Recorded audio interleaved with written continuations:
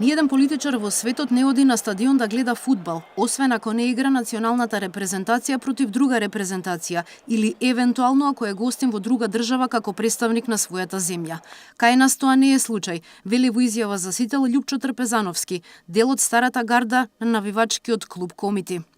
Дали некогаш вие сте дел од старата гарда на комитите? Дали некогаш председателот на СДСМ Зоран Заев сте го виделе меѓу навивачите на Вардар? Никогаш. До сега, до ден денешен ни еднаш. Јас мислам дека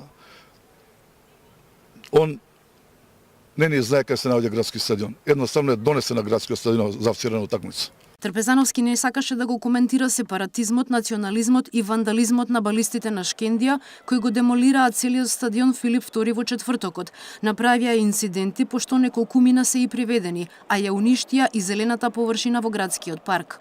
Назад повеќе години се случуваат такви ситуации, особено кога играат клубови од друга националност.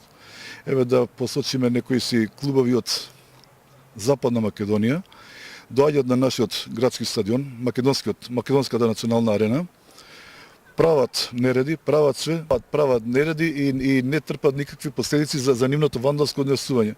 Може да се сетиме на назад, што од времето кога еден од клубовите играше во Кичева и го симна националното обележје, го фрли на земја, го закачи друго обележје на друга држава и исто така тогаш државата, односно полицијата не изреагира. Но како дел од старата гарда на комитите, вели дека сите навивачки клубови треба да се еднакви пред законот. Апсолутно се сложувам со тоа.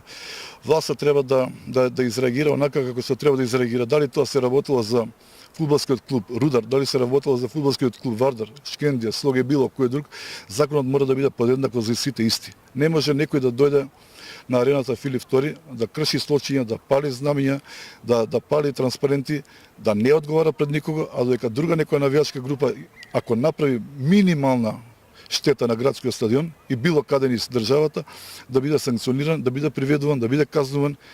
Шкендија на овој надпревар загуби 4-0, но тоа е најмалку важно. Она што најмногу треба да загрижува е која држава ја представува Шкендија, иако клубот испрати соопштенија во јавноста со кои потенцираше дека ја представува Македонија низ Европа. Доволно е да се погледнат сликите од надпреварот и ќе се забележи дека се веат знамења на Албанија, на УЧК и карти на голема Албанија. Во тоа ги поддржа лидерот на СДСМ Зоран Заев. Сам се пофали на социјалните мрежи. На јавноста, а посебно на навивачките групи, воопшто не им се допадна ова. Дел од групите им порачаа на лидерот на СДСМ дека веќе не е добредојден на ниту еден надпревар на кој тие ќе играат, како и му порачаа дека ги имаат Гоце Делчев, Јане Сандански и Даме Груев, а не Джемо Хаса. Со осуда излезе и член на битолските чкембари, кој јавно го покани Заев да присуствува на надпревар на Пелистер, порачувајќи му дека нема да си оди од Тумбе кафе.